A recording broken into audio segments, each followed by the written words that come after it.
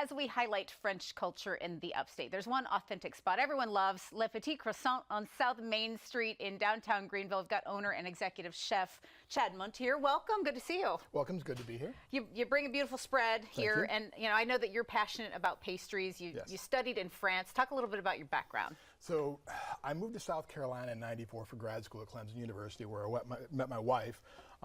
We bounced around for a little bit, off and on, always coming back to South Carolina because she is a South Carolina lady. She does work for Michelin. We had the opportunity to do an expat in France. And while I was there, that is where I actually learned and trained at the bakeries and so forth through the apprenticeship program that France does. Very good. And then, so you brought, you love the classic French desserts. Correct. And people who come see you downtown also do. You brought a good spread in front of us. Talk us through some of these beauties. So what we have, these is what's called the classic entremet. Generally in France, it's bigger ones, 6 to 8 inches in diameter. Yes. Everything I like to do is for the individual. So, so we make it just basically for one person, maybe share with on two. So these are an entremet. This one would be, an entremet is a mousse with a gelée inside and then some sort of sponge cake at the bottom. And that's a perfect one person. You sit down, you savor every bite. Or again, Correct. Two people across from each other. This is very civilized. Correct. This one is a mango, and then this was a strawberry kiwi. And then, of course, we have the eclairs, because that is what everybody thinks of when they think of the French pastries, is always the eclairs. And this was made the classic way. And then, of course, we have the tart. Generally, again, most tarts in the pastry shops there are going to be bigger, but trying to go individual. This is what would be called a printemps, so a springtime. Beautiful. Which is essentially mixed fruit, but it's usually always seasonal, whatever one is around. France particularly is very, very conscious of using whatever is in season at that time. And then, of course, we have our macaron. We try to make them classic French along with the American influence. We have different flavors, such as we have lavender, which is classic, pistachio, which is classic, lemon. But we also have a raspberry and orange creamsicle. Those colors aren't just for the eye. Correct. They also indicate what flavors are actually inside them. Yeah, and I mean, we eat with our eyes first. Beautiful looking meal, but you get people come and they sit down, and it's such a treat to savor every bite. You take your time with this stuff. Yes, yes, and honestly, 2 o'clock in the afternoon, an espresso and one of these is like the perfect treat for the afternoon. I bet so. And there's a little bit of a lesson you're able to bring to the table. Yes. How do you make your masterpieces? So we're going to do some macaron piping here. So we have already made the shells, and this is our dark chocolate ganache. So it is our Belgian dark chocolate, very rich. And it's just a very simple, squeeze it out.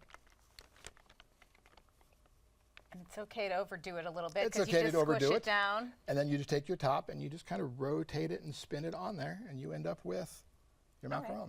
Right. If I may, I'll give it a try. And you tell me, because I know you have a lot of classes. You have demonstrations in shop. So people that want to learn how to do things like this, probably more complicated than this, can come to your classes. Talk about some of those. It's the exact same thing. In fact, I had a macaron class last night. And so we do the macaron, we do a bread and croissant, we do a pizza, and this year I've started opening up. Yes, this is the challenge of South Carolina humidity, how they crumble like that. Oh, it's the humidity that did that. It wasn't my clutches. It is the humidity, Okay, go on about the weather. And so we've also introduced a new tarts class to teach you how to make the different forms of tarts, as well as advanced breads. So Italian breads, German breads, more of the European styles. Very good. And these are so delicate and puffy. That's part of what makes them special. You can't just push that on there. Correct. It takes. And the challenge is that the humidity here does affect that pretty greatly. Very good. What's the reaction when people walk into your shop? What are they experiencing? What are they seeing? What are they smelling? Smelling is usually whatever we're baking for that day, because everything we do is made in-house from scratch daily. So you come in the mornings at 8 o'clock and you're going to get all of the smell of the fresh bread and the fresh croissants baked. You come in the afternoons, then you're going to get the tarts, the macaron, all the other things that we're making that day. But generally they walk in, they see the case of the macaron, and they're just stunned because they see all the colors. My general manager does a very good job of getting everything set up, as you can see there. You see the colors and it just kind of overwhelms them, and then they start wandering around looking at other things. And of course, once they get a taste, they keep coming back, especially, you never get tired of the smell of fresh bread. Correct. And between croissants and bread, talk about what you offer there. So we do the standard French croissant, and then of course the actual traditional baguette made what I was taught in the bakeries in France. We also do an almond croissant, a little different than what most people do. We use an almond cream instead of a marzipan or an almond paste, so that almond flavor bakes all the way throughout the croissant instead of just getting the lumps that are in there.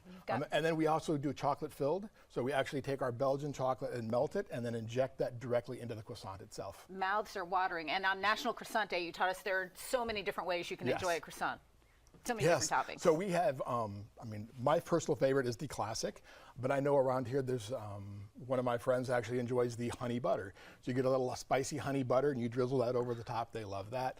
We make sandwiches out of them all the time as well. So it's a really luxurious bread is the best way of describing it. Well, everybody's mouths are watering for it right now, so you've done your job. Thank you so much for being here. We appreciate it. Le Petit Croissant, located at 640 South Main Street. They've got croissants, quiches, cinnamon rolls, danishes, all kinds of pastries. Definitely want to check that out.